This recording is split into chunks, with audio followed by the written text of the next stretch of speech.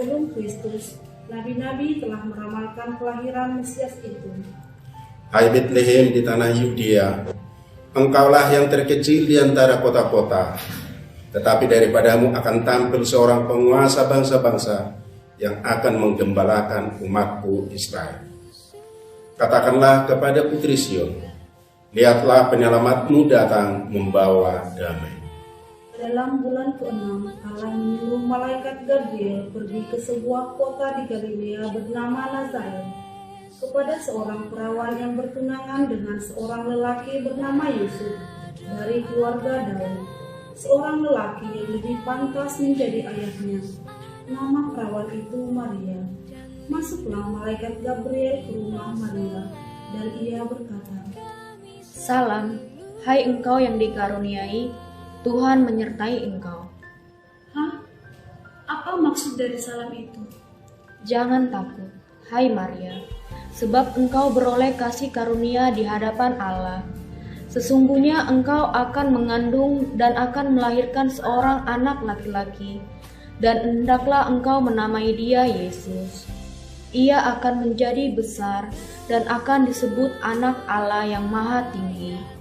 Dan Tuhan Allah akan mengaruniakan kepadanya tahta Daud, bapa leluhurnya, dan ia akan menjadi raja atas kaum keturunan Yakub sampai selama-lamanya, dan kerajaannya tidak akan berkesudahan. Bagaimana hal itu mungkin terjadi? Karena aku belum bersuami.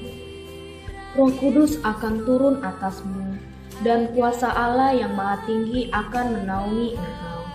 Sebab anak yang akan kau lahirkan itu disebut kudus, anak Allah. Sesungguhnya aku ini adalah hamba Tuhan. Jadilah padaku menurut perkataanmu itu. Demikianlah Maria sesuai yang diberitakan akan mengandung seorang anak yang bernama Yesus. Lalu Maria datang menemui Yusuf tunangannya yang sedang bekerja memakai kain.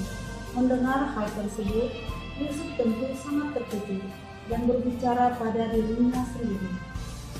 Yusuf, apakah kita bisa bicara sebentar? Bicaralah. Yusuf, aku tengah mengandung. Mengandung? Siapa yang telah menghamili Ibu Maria? Jangan buat aku menjadi Ibu Maria. Tidak ada satu laki-laki pun yang menghamiliku. Aku mengandung dari Roh Kudus. Mengandung dari Roh Kudus? Maria, Maria, kamu jangan mengada-ada. Yusuf, aku berkata sungguh-sungguh.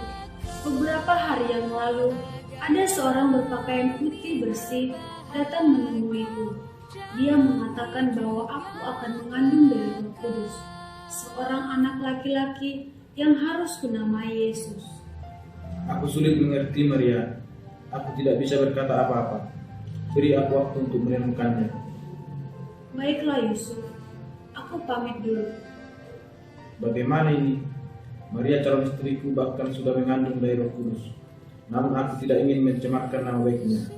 Apakah aku harus menikahinya atau kuceraikan saja secara diam-diam? Setelah lama ia mempertimbangkan maksud itu, Yusuf pun tertidur. Lalu malaikat Tuhan nampak kepadanya dalam mimpi dan berkata, Yusuf, anak Daud, janganlah engkau takut mengambil Maria sebagai istrimu, sebab anak yang di dalam kandungannya adalah dari Roh Kudus. Ia akan melahirkan anak laki-laki, dan engkau akan menamakan dia Yesus, karena dialah yang akan menyelamatkan umatnya dari dosa mereka. Yusuf berbuat seperti yang diperintahkan malaikat Tuhan kepadanya. Hatinya menjadi percaya, dan dengan segera Yusuf mengambil Maria sebagai istrinya.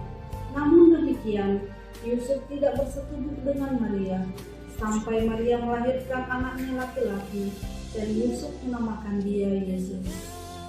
Pada waktu itu Kaisar Agustus mengeluarkan suatu perintah, menyuruh mendaftarkan semua orang di seluruh dunia.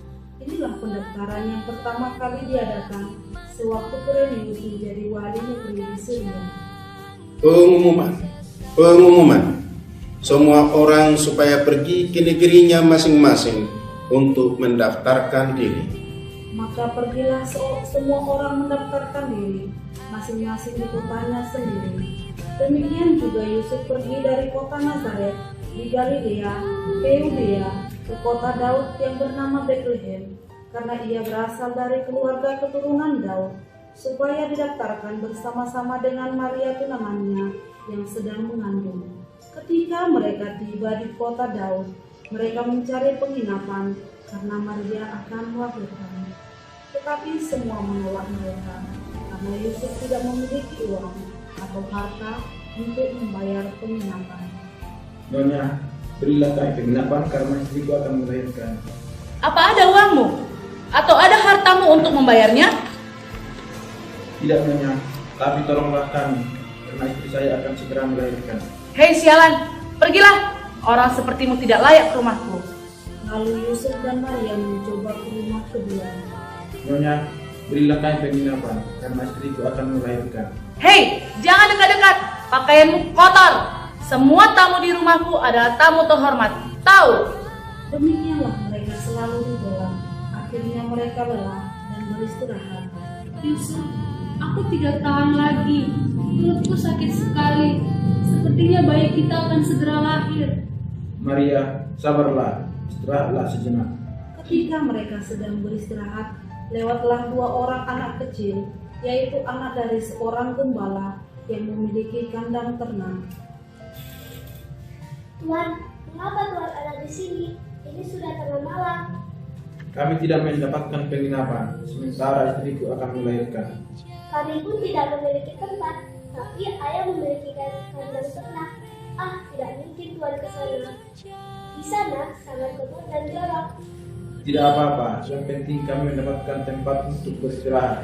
Ayolah, biar saya hantarkan ke sana.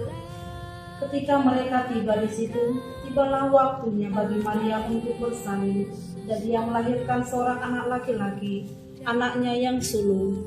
Lalu dibungkusnya dengan lampin dan dibaringkannya dalam palungan, karena tidak ada tempat bagi mereka di rumah penginapan.